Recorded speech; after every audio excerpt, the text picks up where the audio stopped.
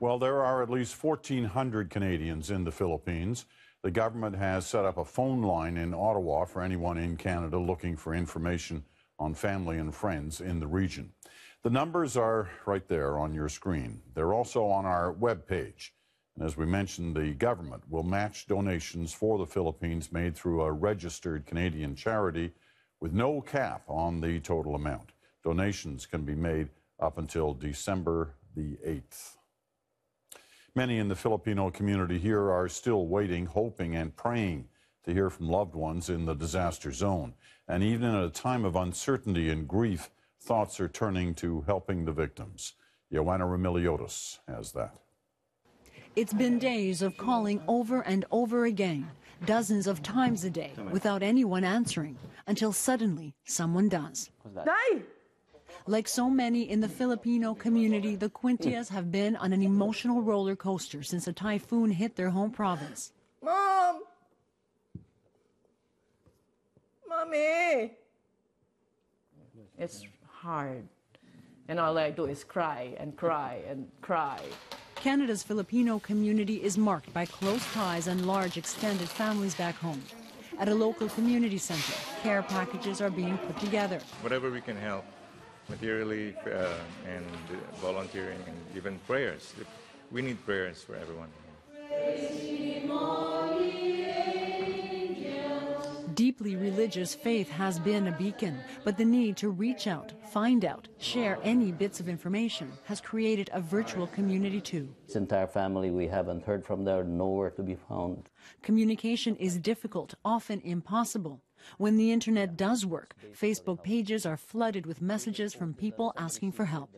Tom Price represents Canadians from the devastated province of Leytonio. Just this afternoon, my brother called me and he says, everything's okay. I said, what about our 2 cousins? They haven't found them yet. You have water? Back at the Quintias' home, they've just found out a missing aunt has been found. But everyone is living with no electricity and little food.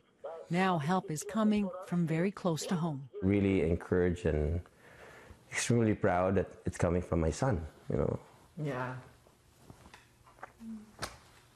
Marty Quintia is a nurse in Toronto, and now on his way to the Philippines this week as part of a medical assessment team. It's hitting him now how hard the trip will be. I am having a hard time talking right now. Why are you feeling emotional? It's just that I'm happy that I heard from my grandmother, you know, but I'm also sad that they're in that state. But on one level, he says, heading into the unknown is better than imagining it. Joanna Remiliotis, CBC News, Mississauga, Ontario.